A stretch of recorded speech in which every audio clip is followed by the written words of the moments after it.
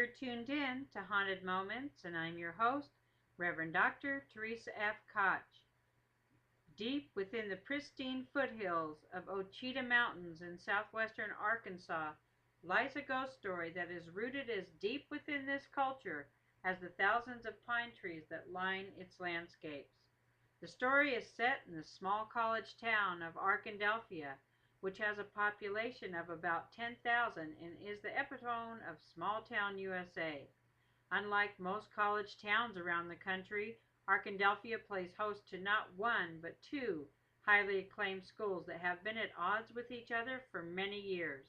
Henderson State University and Ouachita Baptist University are the two schools that call Arkadelphia home. In the early days of their existence, two medium-sized universities had very large differences when it came to religion and values.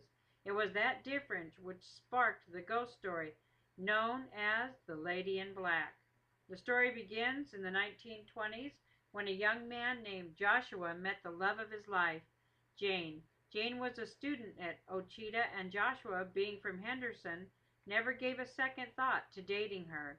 His friends, however, were not as understanding because they began to ostracize him and threatened to never speak to him again if he didn't end this relationship with Jane.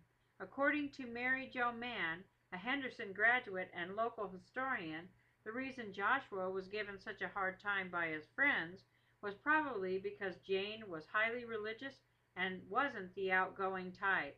Going to Ouachita in those days meant no parties and hardly any dating, Mann said. They really never had a chance from the start because no one from Henderson would ever even think about seeing someone from Ouachita in those days, and if they did, they could expect to feel the heat from their friends. Jane and Joshua managed to hold their love together until the day came when Joshua finally gave in to his friends' hazing and he broke up with Jane right before the annual homecoming dance at Henderson, which made the news even more devastating for her. Jane was crushed. She went back to her dorm room at Ouachita to put on a black dress and veil, because she felt that nothing was worth living for if she couldn't have Joshua. She then began walking to one of the many cliffs that line the Ouachita River, where she plunged to her death moments later.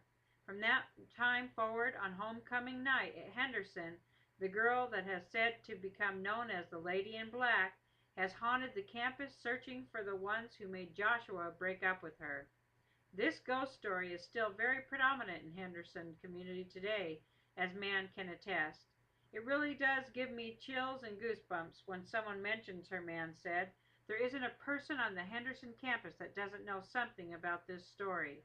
Each year, Mann tells the story of the Lady in Black at the Pine Tree speech that welcomes incoming freshmen to the Henderson campus.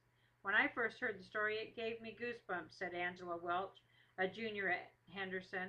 The way Mann tells this story made me believe that the ghost is real. Welch also added that when she had a group of friends were walking back to the girls' dorm around midnight on homecoming of last year, she saw a faint figure dressed in black exiting the building. I couldn't tell what it was at first. Then someone screamed out that it was the Lady in Black, Welch said. I just screamed and ran into my dorm room. I really believe it was her because we could see a veil of all black and there was a kind of glow around her body. Mann said that the sightings are rare because the timing of the ghost is only on one night a year, homecoming. I've never had the chance to see her myself, Mann had said, but I feel like I will have my chance one day. With Mann's knowledge of the ghost and unique storytelling ability, the story has become known as just in the community of Arkadelphia, but statewide as well.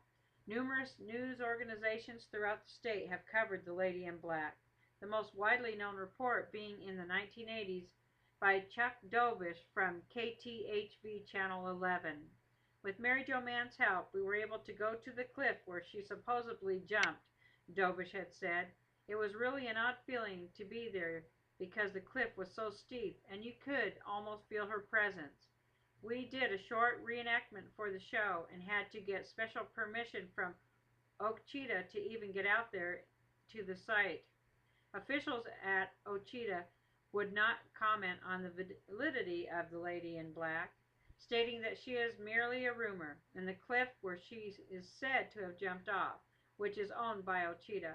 has been sealed off, preventing anyone from entering it without a university escort. There are many people who say she's not real, man said, but I have never seen one of those people roaming around the Henderson campus on homecoming night trying to find out if they can find her, and I can't say as I would either. You've been listening to Haunted Moments, and I am your host, Reverend Dr. Teresa F. Koch.